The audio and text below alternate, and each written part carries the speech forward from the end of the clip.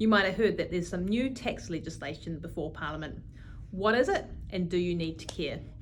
The taxation annual rates for 2022-23 Platform Economy and Remedial Matters Bill is now before Parliament. It should have its first reading soon and will be referred to the Finance and Expenditure Committee. They'll call for public submissions, consider them and report the bill back to Parliament. The bill will go through its remaining parliamentary processes and we'd expect it to be enacted in late March 2023. Now, what is in the bill? As the name suggests, there's changes here for the platform economy. Now, there's two limbs to these changes. You've probably heard about the first one, which is the imposition of GST on ride sharing and short stay accommodation. Now, it's not the imposition of GST on the sellers. They don't need to register for GST. Many of them are under the registration threshold. Instead, the platforms will be responsible for charging GST. Those rules will kick in from 1 April 2024. The other limb of the changes is in relation to the collection of data from platforms. Now, this is the adoption of OECD rules, and it's about gathering information about sellers through platforms and sharing that with other revenue authorities, and also allowing Inland Revenue to understand what sellers in New Zealand are earning through platforms to ensure that that income is being returned in their tax returns.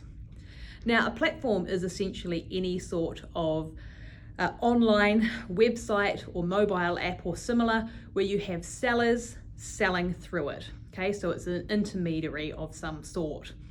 Now, the types of platforms that will be caught include platforms for accommodation, so short stay accommodation, services, which is any sort of time or task-based service sold through an app, which can include delivery services, but it can also include other professional services.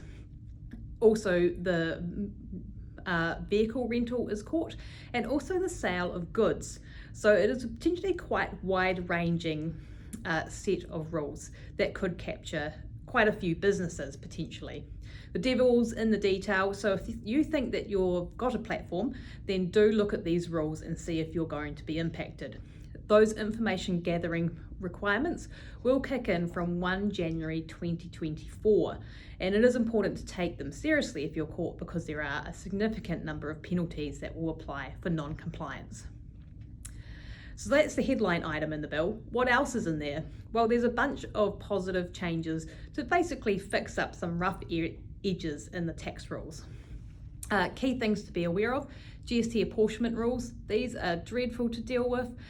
They are very complex, and so there are a bunch of rules which are designed to make these a lot easier to understand and comply with, which is a real positive change.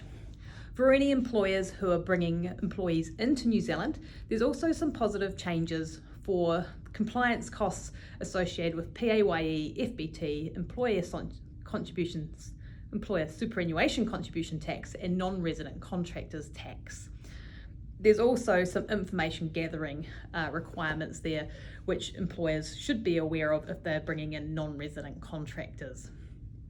There's also a number of positive changes of a remedial nature to the residential rental interest limitation rules that were introduced last year, and also the Bright Line test. Now, these are a bunch of mainly positive tweaks to ensure that rollover relief can apply in appropriate circumstances and to ensure that the rules are working as intended.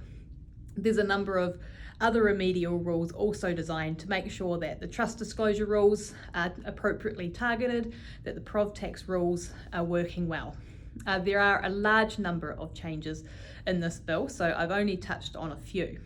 Now, if you think that any of those changes will impact you, or if you want any more information about what exactly is in this tax bill, then get in touch with your usual Deloitte advisor and we're happy to have a chat about it. Thanks for listening.